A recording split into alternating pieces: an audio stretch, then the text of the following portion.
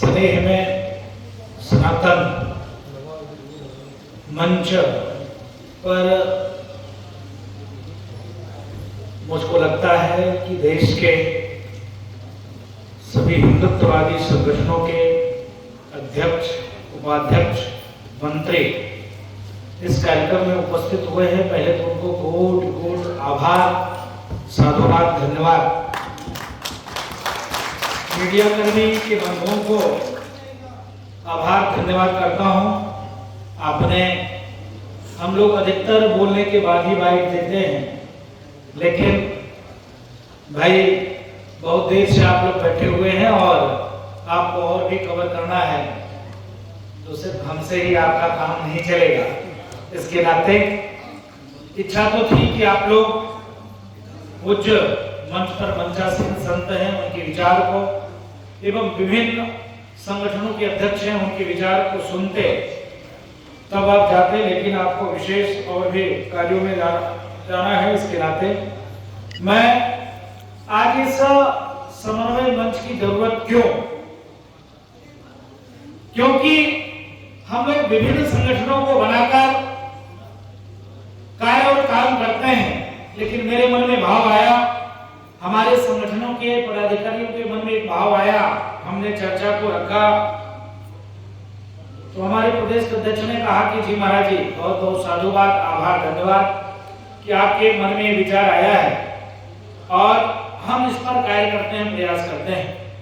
ये सब जितने लोग इस भवन में उपस्थित हैं, सब अपने आप में एक सूरवीर है, सब के सब सनातनी शेर है। यहाँ पर वही आया है जो जिसको सनातन के लिए चिंता और चिंतन है, बाकी तो सोने वाले अपने घर में सो रहे होंगे।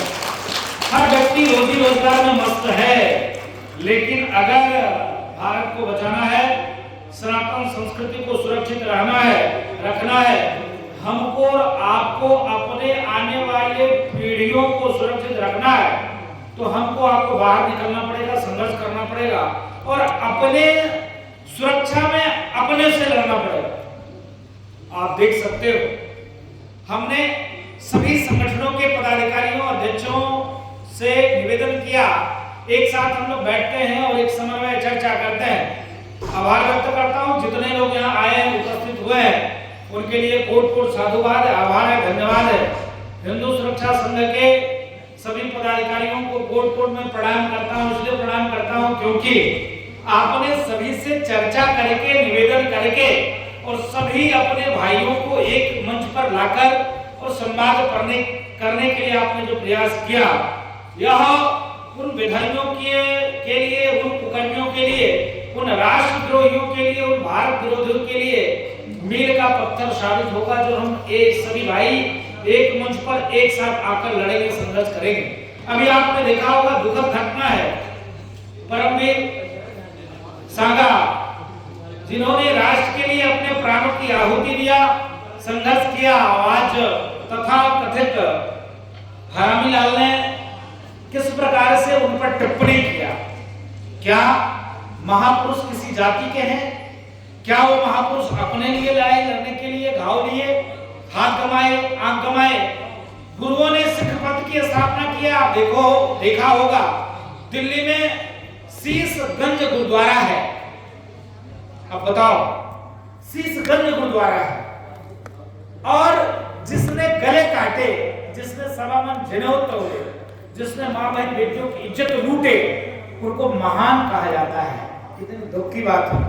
तो आज इस बैठक का सिर्फ एक ही कारण है, एक ही भाव है, सभी हिंदुत्ववादी संगठन एक मंच पर आकर एक साथ कार्य और काम करें। जो बेधर्मी है, जो कुकर्मी है, जो भारत को तोड़ना चाहते हैं, उनका मुंह तोड़ जवाब दें। जो भारत तेरे टुकड़े होंगे, हिंसा सुअर का नारा देते हैं, उनका मुंह बंद करने के लिए, एवं जो भारत को खंडित करने का प्रयास करते हैं, उनकी आंख फोड़ने के लिए, जो सनातन के अपमान करने के लिए क्या वेद, पुराण, शास्त्र, उपनिषद पर टिप्पणी करते हैं।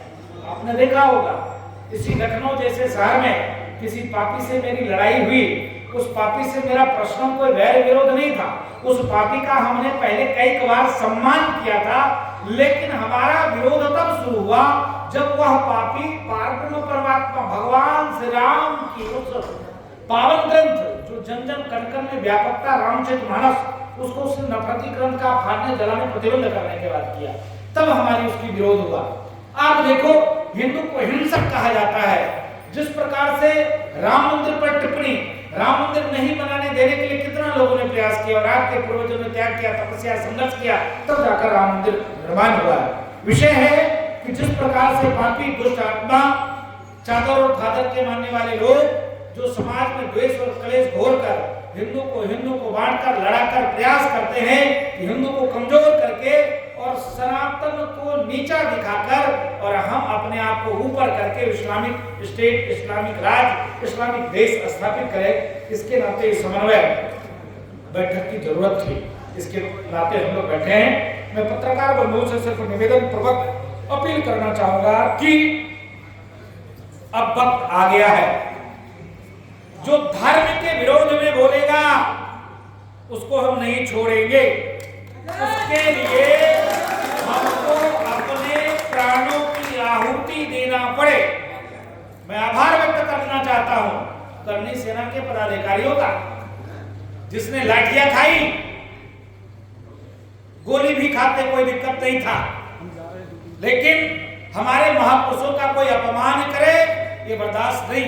आप देखो, चादर और फादर पे जरा सा टिप्पणी करो, कन्हैया कुमार जैसे व्यक्ति का गला कट जाता है, लेकिन आए दिन सनातन पे टिप्पणी करके व्यक्ति चला जाता है। अभी की घटना है, अभी मध्य प्रदेश का एक कांग्रेस पार्टी का विधायक है, उसने ऐसा टिप्पणी किया है कि मंच पर बैठे जितने संत हैं सबका अपमान किया है। बोला ये सब बाबा साण है और ये सब बाबा लोग को बीजेपी ने छोड़ रखा है और ये सब कथा कह के लोगों को बेवकूफ बनाते हैं, भागवत कह के लोगों को बेवकूफ बनाते हैं, रामायण के नाम पर लोगों को बेवकूफ बनाते हैं और सब ये बीजेपी के प्रचार करते हैं। तो ऐसे साधुओं से सावधान।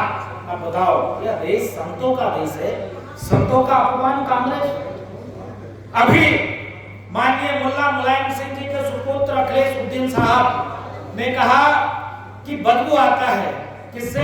गौशाला से। ये जो सरकार है, योगी जी की सरकार बदबू की सरकार है और ये बदबू स्थापित करने के लिए गौशाला बनाते हैं और हम इत्र बनाने वाली मशीन लगाते हैं। बताओ, पारब्रह्म परमात्मा भगवान श्री कृष्ण के वंश में जन्म लेने वाला व्यक्ति ये कहता हो कि गौ माता से दुर्गंध आता हो, तो मुझको नहीं लगता है कि वो यादव के वंशज है।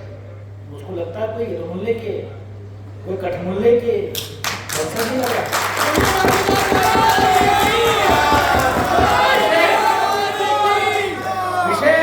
विषय जिस प्रकार से देश में व्याप्त है, इसके नाते आज सभी हिंदुत्ववादी संगठनों को कोट कोट साधुवाद करता हूं, आभार व्यक्त करता हूं, निवेदन करता हूं कि हम सब एक मंच पर आकर महीने में 15 दिन में, अभी मैं तत्काल जो आया रात में 12 बजे बोल रहा था, विश्वकर्मा समाज का सुधार जाति का एक बैठक थी। उस कार्यक्रम में मैंने देखा तो महीने में एक दिन वो कार्यक्रम करते हैं, भगवान विश्वकर्मा को धन्यवाद करते हैं और वो भंडारा करते हैं और कीर्तन करते हैं। और जब महीने में एक बार बैठते हैं तो अपना दुख, अपना सुख, अपनी पीड़ा, अपना उत्थान और भजन के माध्यम से अपने वाणी को, मन को, आत्मा को शुद्ध करके परमात्मा के चरण में लगाते हैं। महीने में एक दिन वो टाइम खाली रखते हैं, जरूर आकर बैठकर चर्चा करते हैं। इसी प्रकार से हमारी इच्छा थी, विचार था। मैं आभार व्यक्त करता हूँ लखनऊ के हिंदू सुरक्षा सेवा संघ के सभी पदाधिकारी अधिकारी का, जिन्होंने मेहनत करके और सभी हिंदुत्ववादी संगठनों के पदाधिकारी अधिकारियों को निवेदन किया और सब लोग एकत्रित हुए। सिर्फ भाव एक ही है, हिंदू राष्ट्र, भाव एक ही है, भारत किस प्रकार से विश्व पटल पर स्थापित हो, भाव एक ही है। चादर और फादर के लोग अगर हिंदुस्तान में रहे तो संतों का, संस्कृति का, मानवता का सम्मान करें और नहीं तो बुद्ध पूजक काफिर होते हैं कि गले काटने से बहत्तर हुए और जन्नत के विचार को त्यागना पड़ेगा। अगर आप नहीं त्यागेंगे तो भारत में आपको हम रहने नहीं देंगे। भारत में आपको कोई रहने का अधिकार नहीं। पहले तो दुर्भाग्य है, धर्म के आधार पर देश का बंटवारा हुआ, होना नहीं चाहिए था, लेकिन कोई बात नहीं है।